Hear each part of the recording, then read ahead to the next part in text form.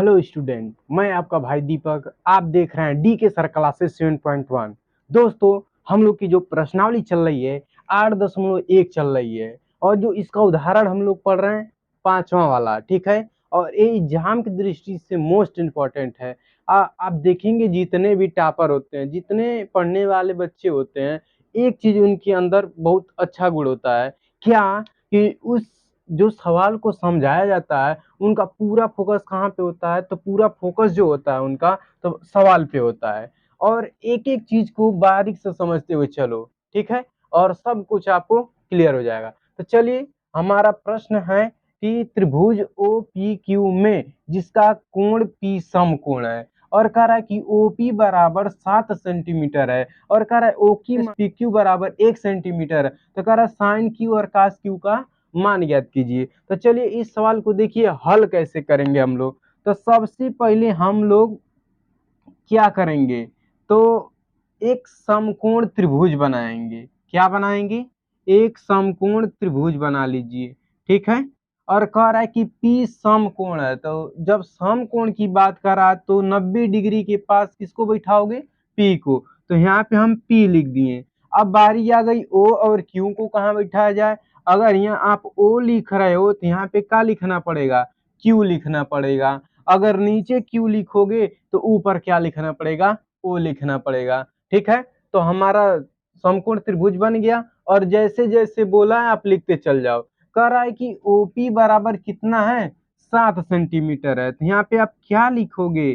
7 centimetre. और आपको सवाल में क्या बोला है? कह रहा है कि OQ माइनस PQ बराबर कितना है? 1 सेंटीमीटर है। तो अब देखिए क्या करेंगे, और तो कुछ सवाल में बोला है नहीं। तो देखिए इस सवाल को हम लोग कैसे लगाएंगे दोस्तों। तो देखिए क्या करना है, तो जो सवाल में दिया है आप उसको सबसे पहले क्या करना है, उसको आप लिख लो। क्या दिया है? कह रहा है O Q minus P Q बराबर 1 सेंटीमीटर। तो आप लिखो O Q minus P Q बराबर 1 सेंटीमीटर लिख दिए। अब देखिए क्या करेंगे, तो देख रहे हैं कि माइनस पी क्यू है, तो जब बराबर के उधर ले जाओगे तो आपका क्या हो जाएगा? तो प्लस हो जाएगा। तो इधर क्या बचेगा आपका?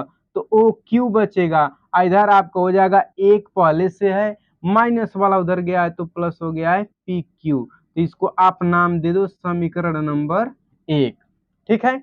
अब चलिए इतना तो काम हो गया। अब इस होगे लिखोगे त्रिभुज ओ पी क्यू में कौन सा सूत्र लगा रहे हैं? पाइथागोरस प्रमेय। तो लिखिए पाइथागोरस प्रमेय, पाइथागोरस प्रमेय से, ठीक है।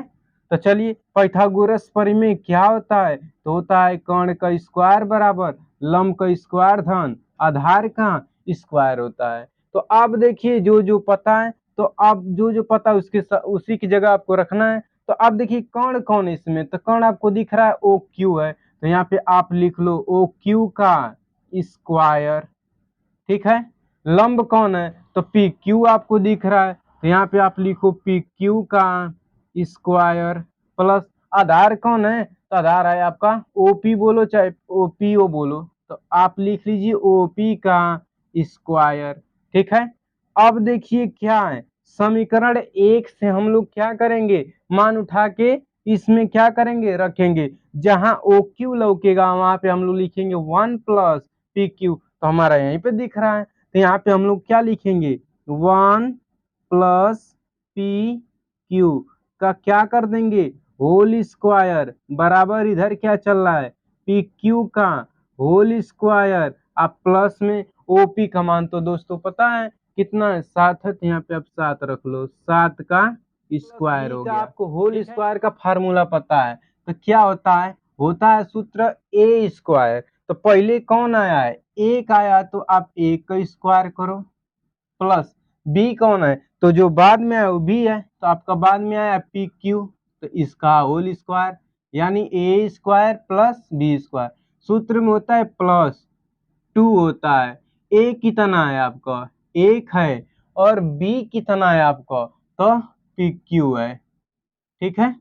यहाँ से समझ में आ गया होगा। बराबर में आपका क्या चल रहा है, तो चल रहा है पी क्यू का होल स्क्वायर, आप प्लस में हो जाएगा 7 का स्क्वायर हो जाएगा आपका 49 हो जाएगा।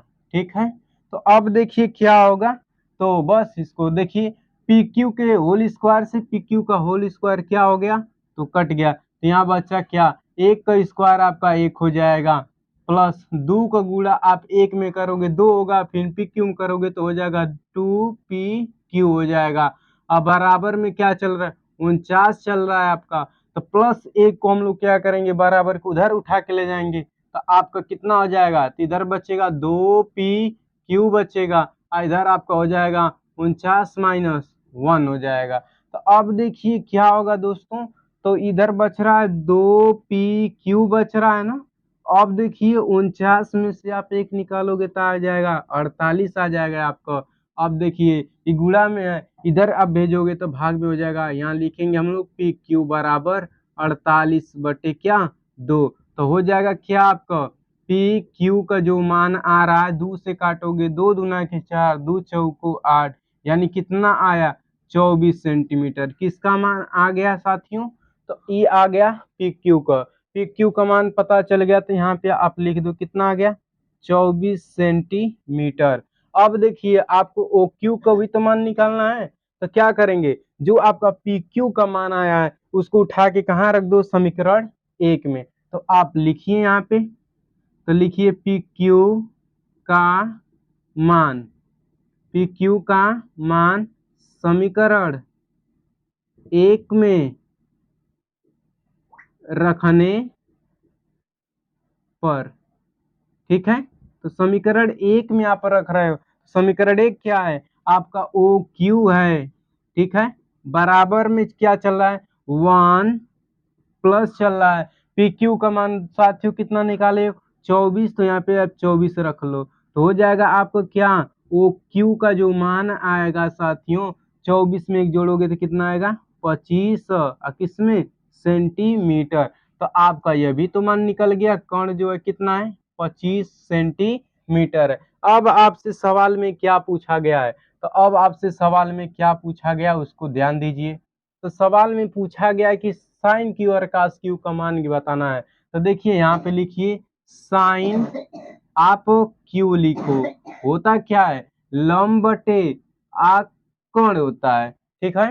तो अब देखिए यहाँ पे लिखिए साइन क्यू आप लिखो, ठीक है।